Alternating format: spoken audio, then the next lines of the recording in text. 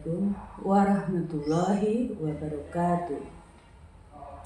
Alhamdulillahirabbil alamin wa bi nasta'inu ala umuri dunya waddin.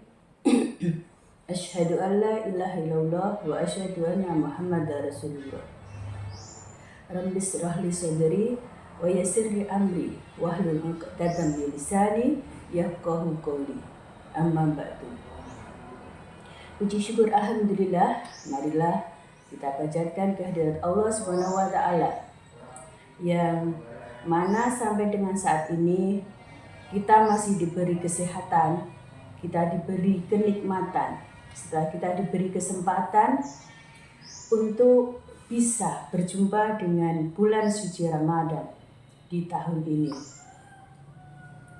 Alhamdulillah kita masih diberi kesempatan untuk beramal baik, untuk menambah segala amal kebaikan kita, amal soleh kita di bulan suci Ramadan yang penuh berkah dan ampunan ini.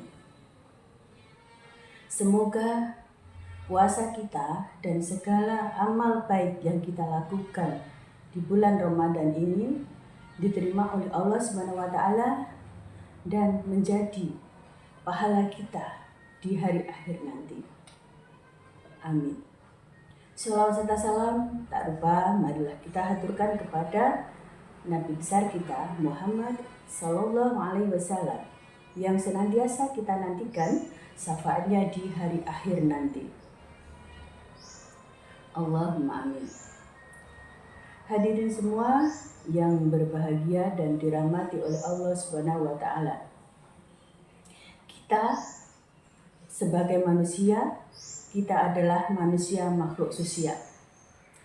Kita manusia tidak bisa lepas dari orang lain.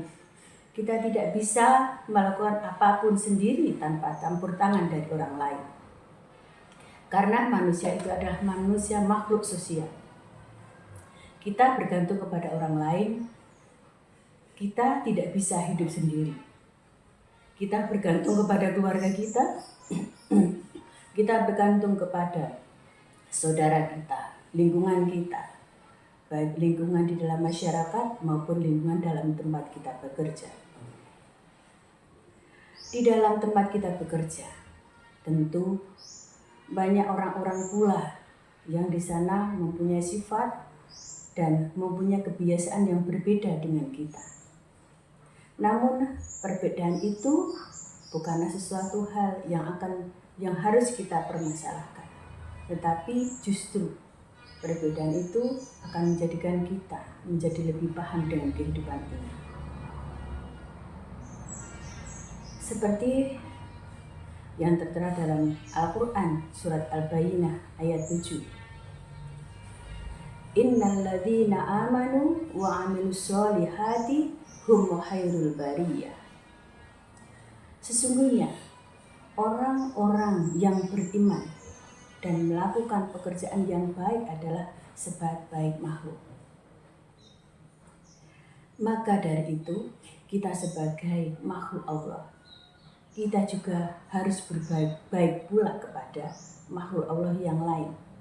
Baik kepada sesama manusia, kepada hewan, dan ataupun kepada tumbuhan. Semua adalah makhluk ciptaan Allah yang akan selalu bersama dengan kita di dunia ini. Di dalam lingkungan kita, terutama dalam lingkungan pekerjaan kita, lingkungan organisasi kita, ada hal-hal yang harus kita jaga, yang ada hal-hal yang harus kita lakukan, yaitu satu, kita tanggung jawab.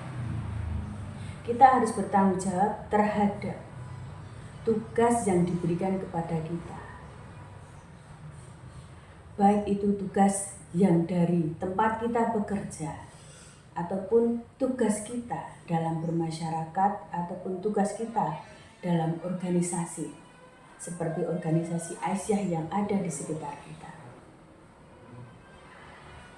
Tanggung jawab itu harus kita lakukan karena apabila tidak kita lakukan, maka semua pekerjaan yang menjadi beban kita, yang menjadi tanggung jawab kita akan tidak bisa terselesaikan dengan baik.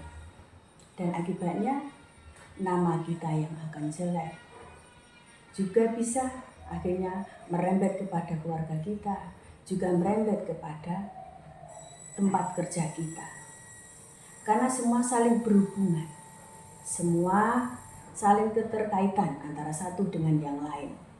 Maka dari itu, tugas apapun yang diberikan kepada kita, hendaklah kita selesaikan dengan baik, dengan benar, sesuai dengan aturan, sesuai dengan SOP, standar operasional prosedur yang harus kita jalani, sehingga nanti target yang sudah kita rencanakan itu akan bisa terrealisasi dengan baik.